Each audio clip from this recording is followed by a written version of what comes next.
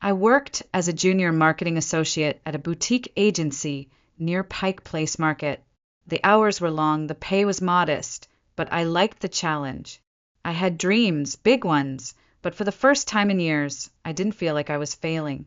My parents, Catherine and Gerald Monroe, lived in the suburbs of Bellevue, a 30-minute drive but a world away.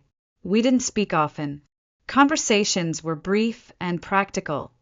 Weather updates, holiday logistics, the occasional reminder to call more often. Still, I sent them a check every few months to help with bills. It wasn't much, just a way of saying, I remember you. This year, I'd saved up $5,000. I had taken extra freelance gigs, worked late into the night, sacrificed weekends. I wasn't rich, but I wanted to show them I was doing okay, that I hadn't forgotten everything they gave up for me, or at least what I imagined they had given up. When the money cleared, I felt hopeful. Maybe this would mean something to them. Maybe they'd see me not just as a daughter, but as someone they could be proud of.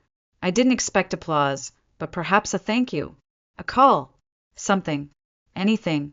Instead, I got silence, until 2 days later, when my phone buzzed and my mother's name flashed across the screen. Hi, sweetheart, she said, her voice oddly light, like she was trying to sound cheerful and hadn't practiced in a while. Your dad and I were thinking, maybe we could take you out for dinner. For your birthday. Just us. A nice place downtown. 7 o'clock. I stood up too quickly, the chair screeching across the hardwood floor. I clutched the note to my chest, the sting of betrayal crashing through me like a wave. My mother had called me, invited me here, told me they wanted to celebrate. And now this? This wasn't a prank. This was intentional, calculated. They'd chosen this place, this night, this moment. My hands began to shake. I felt the room tilt slightly. The candlelight on the table flickered as if mocking me. I took a shaky breath and whispered the words aloud, just to make them real. Get out of our house, you jerk. Saying it out loud didn't help. It just made the pain more vivid, more cutting. I had given them $5,000. I had worked overtime, skipped vacations, pushed myself to exhaustion, just to say thank you, just to be seen. And this was their reply? I turned and walked out of the restaurant, numb to everything around me. The streetlights had come on. The city buzzed with life. Cars, people, music leaking from open patios. But I didn't hear any of it. My heels clicked against the sidewalk like they belonged to someone else. I was floating, or falling. I couldn't tell the difference. When I got home, I didn't turn on the lights. I let the silence fill the space. I dropped the note onto the kitchen counter, kicked off my shoes, and collapsed on the couch in my dress. I lay there, still and hollow, as the hours passed. At some point, I started crying. Not softly, not gracefully. The voice in my head kept whispering, they don't love you. They never did. You were always alone. On the third night, Jenna came by. I didn't answer the door. She knocked, then banged, then shouted my name through the doorframe. I heard her leave eventually, only to return a few hours later with soup and a threat to call the building manager if I didn't respond soon. On the 5th day, I finally cracked the door open. She gasped the moment she saw me. Oh my God, Rachel, her voice broke. You look like hell. I didn't say anything. I stepped back and let her in. I felt like a ghost, floating through the apartment in the same pajamas I'd worn for days, hair tangled, eyes sunken. Jenna walked straight to the kitchen, found the envelope still sitting on the counter, and opened it. She stared at the message in stunned silence. They wrote this? She asked quietly. I nodded. Her expression shifted. First disbelief, then fury. She dropped the paper on the counter like it burned her fingers and pulled me into a hug. I didn't resist. I didn't cry. I just stood there in her arms, letting someone hold me for the first time in what felt like forever. I'm so sorry, she whispered, her voice thick with emotion. I don't even know what to say. Who does this to their own child? I couldn't answer that. I just leaned into her warmth, trying to soak up some of the strength she always carried like a second skin. Proof that I was still here, still breathing, still mine. I returned to work the following Monday. Mr. Gaines, my boss, pulled me aside the moment I stepped into the office. "You okay, Monroe?" he asked, keeping his voice low. I hesitated, then gave a small nod. "Family stuff." He studied my face for a moment, then patted my shoulder. "Take it easy. We've missed your fire around here." I forced a smile, walked to my desk, and dove into the backlog of emails and projects. It wasn't easy. My body was still heavy. My heart ached.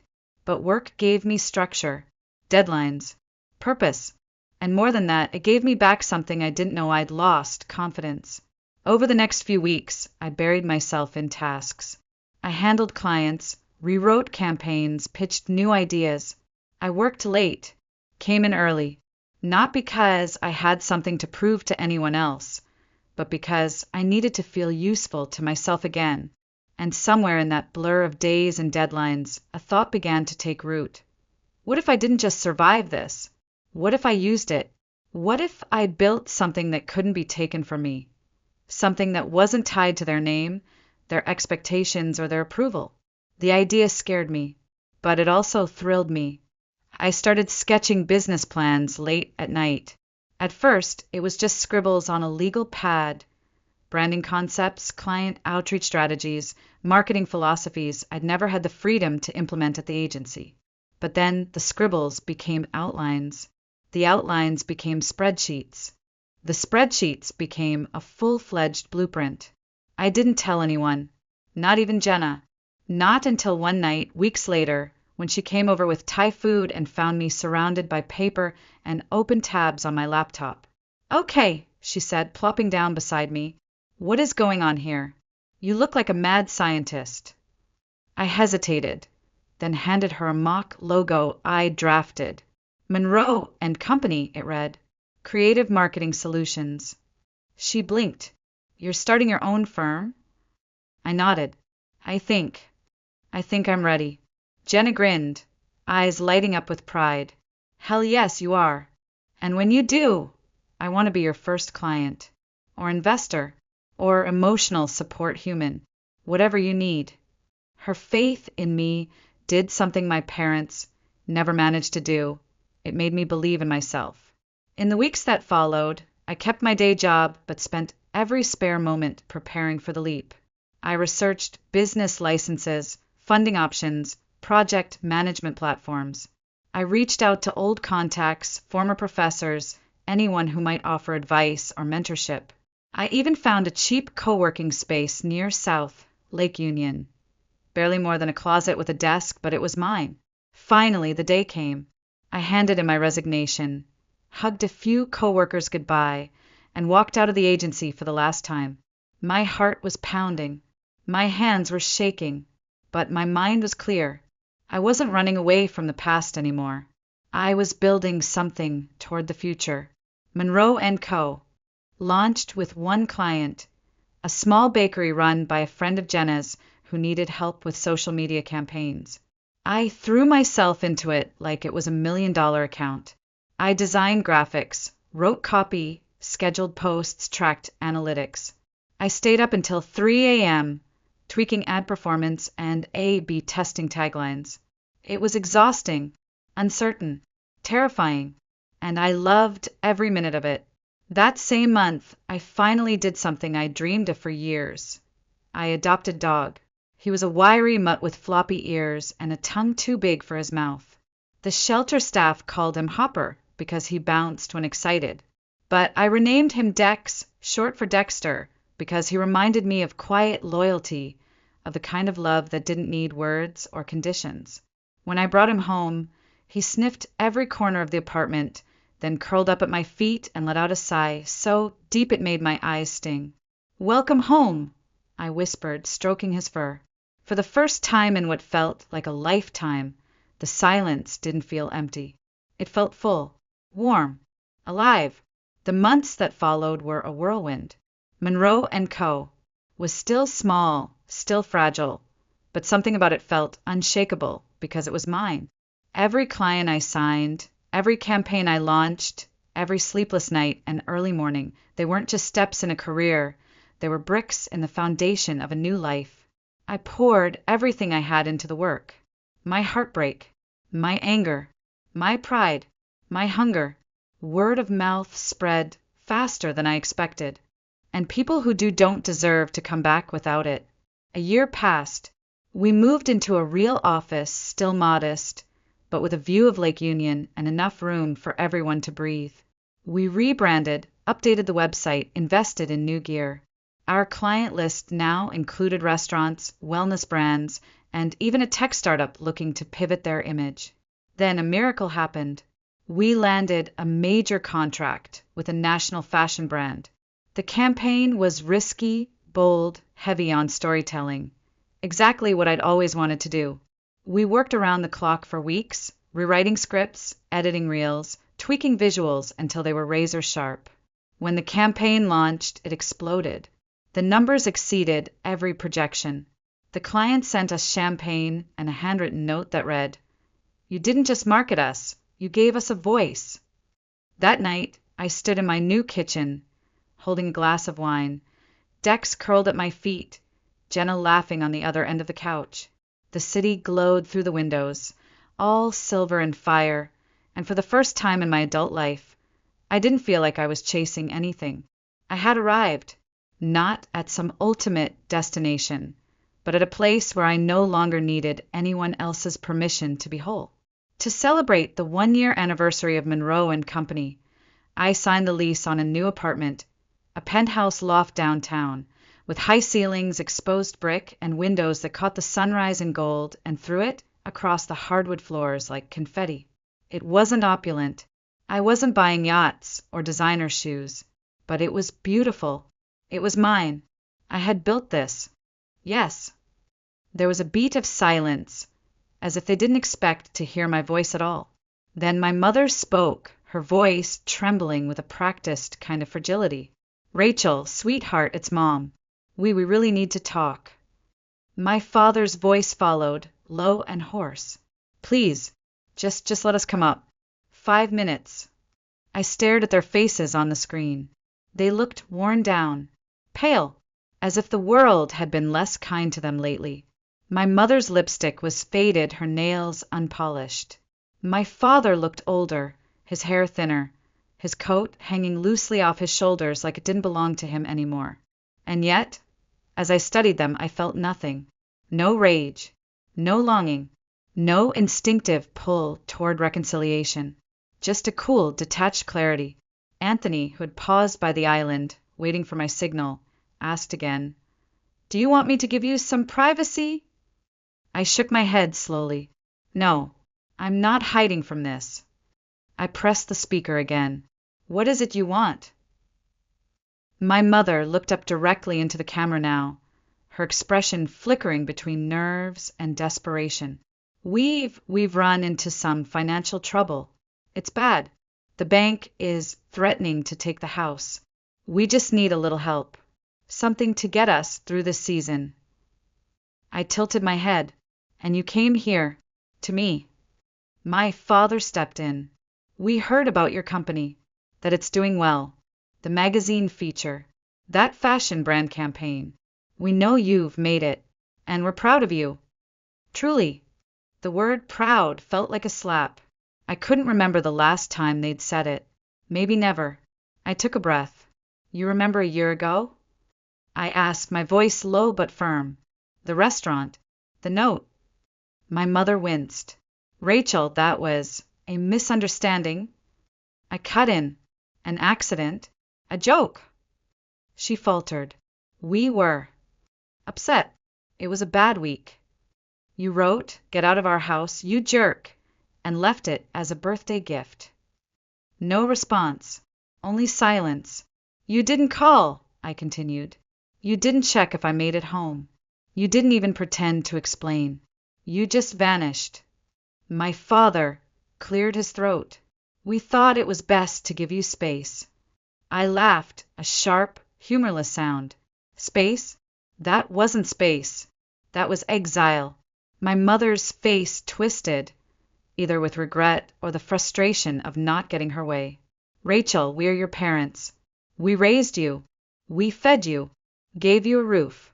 You owe us something. There it was, the truth uncloaked. My hands clenched at my sides. You raised me with silence and rules and shame. You made me believe love had to be earned through obedience. You made me believe I wasn't enough unless I served a purpose. That's not fair, she snapped. No, I said, leaning closer to the speaker. What wasn't fair was sending your only child a message like that and pretending it never happened. I spent years giving you access to my heart, hoping you'd fill it with something warm. But all you did was take. And now I'm choosing to stop the bleeding. My father's mouth opened, maybe to protest, maybe to beg, but I didn't give him the chance. I pressed the button, ended the call, powered off the intercom. Their faces vanished from the screen, replaced by my own faint reflection in the black glass. Behind me, the pasta continued to simmer. Dex settled at my feet, warm and constant. Anthony poured olive oil into a pan, unfazed by the storm that had passed. And me? I stood in the center of my kitchen, a quiet strength blooming inside my chest like fire and steel. I was no longer the daughter who waited to be chosen. I had chosen myself. That night I didn't cry. I didn't shake. I didn't even wonder if I had done the right thing. For once, there was no voice in my head second-guessing every word, every boundary. There was just quiet. When Jenna came by later, carrying a bottle of red wine and her favorite takeout dumplings, I told her everything. We sat on the terrace of my penthouse, the city glittering beneath us like a map of all the roads I had taken to get here. Dex dozed at our feet, ears twitching in sleep. Jenna didn't say much at first. She let me talk, let the silence stretch, let the wind carry my words into the night air. When I finally finished, she reached over and took my hand. I'm proud of you, she said softly. I smiled. A year ago, this would have destroyed me. She nodded. And now? I looked out at the skyline. Now I know my worth. And I know what I deserve. We sat like that for a while, sipping wine, saying nothing. I thought about that night in the restaurant, the crisp white tablecloth, the candlelight, the note scrawled in black marker. I thought about how I had stood there, frozen in my dress, waiting for someone to show me I mattered. If I could go back and speak to that version of myself, Rachel with the shaking hands and the broken heart, I would kneel beside her and whisper, hold on. It's going to hurt like hell. But one day, you're going to look back at this night and thank it. Because this is the night you stop begging to be loved by people who don't know how to love. This is the night you start becoming someone unstoppable. In the months that followed, I never reactivated the intercom system. I didn't check to see if my parents lingered downstairs or tried again. I blocked their numbers, deleted their emails, and removed their names from every emergency contact form in my life. Some people called it cruel. I called it clarity. They had made their choice, and now I had made mine. The world didn't stop turning. In fact, it sped up. Monroe & Co. continued to grow. We expanded to a team of 12, designers, strategists, content creators, data analysts. Our campaigns were featured in national magazines. I was invited to speak at marketing panels, startup conferences, even to mentor at a women's leadership retreat. Every time I stepped onto a stage, I felt that familiar flutter in my chest, the one that used to whisper, what if they're watching? What if they disapprove? But now I knew. It didn't matter. I wasn't speaking for them.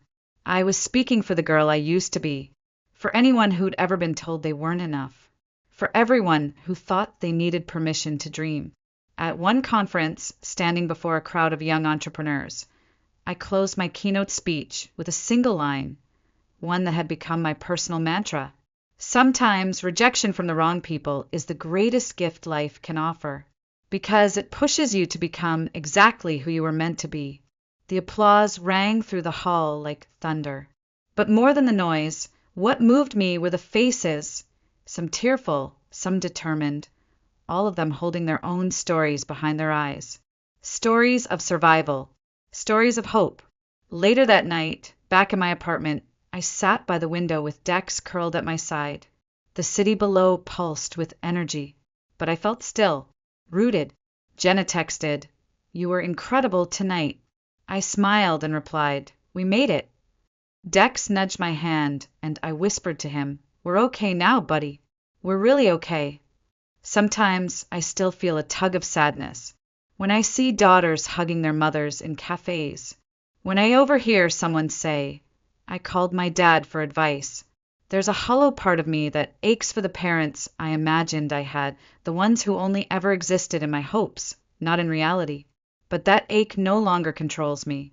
It reminds me why I build, why I love deeply, why I nurture friendships, treat my team like family, and pour kindness into the world whenever I can. Because I know what it's like to be empty, and I know how powerful it is to fill yourself back up on your own terms. A few months ago, I found an envelope slipped under my office door. No name, just my name, scrawled on the front. It was a letter from my parents. Inside were 2 pages of carefully worded pleas. Talk of overdue bills, health concerns, a second mortgage. There was no apology, no mention of the restaurant, no acknowledgement of the damage they had done. Just requests, just expectations. I folded the letter, walked to the shredder, and fed it through without hesitation. When Jenna found out, she asked gently, "Don't you ever wonder if they'll change?" I thought for a moment, then said, "Maybe. But I'm not waiting around to find out." She nodded. "I support that." And I knew she meant it. Because here's the thing no one tells you. You don't owe anyone access to your healing just because they share your blood. You don't have to open the door again just because someone knocks louder this time. Especially not when they never apologized for breaking it down in the first place. I used to believe a child must always seek their parents' love, no matter what. Now I know better. Now I believe that love should be given freely, not bargained, not demanded, and definitely not manipulated. And most of all, I've learned that the love I give myself, that's the one that truly lasts.